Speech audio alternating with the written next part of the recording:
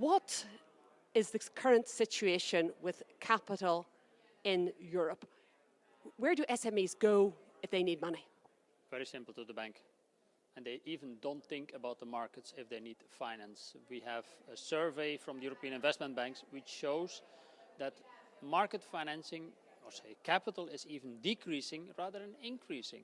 So if they have a thought, look, we need to invest, they go to a bank, or eventually they will have a leasing contract. But they hardly think, or they don't think at all, even SMEs, about equity or about bond market financing. The Commission say they want to transform this situation. There's a lot of initiatives, the Prospectus Directive, MiFID II has been... What isn't being done? What needs to be done? It's a matter of awareness.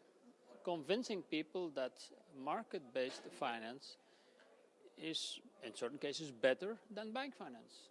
It's more adapted towards the future. It's more adapted towards the growth of the company. It depends, of course, on the profile of the company.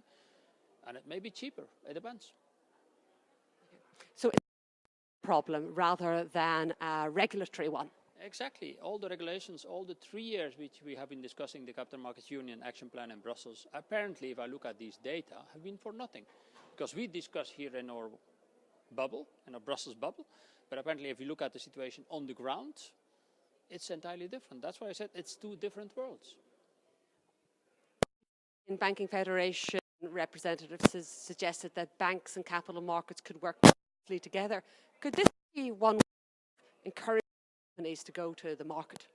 Exactly, why not? Let's say banks are there not only to sell loans, but also to sell advice to companies how they can structure their balance sheet.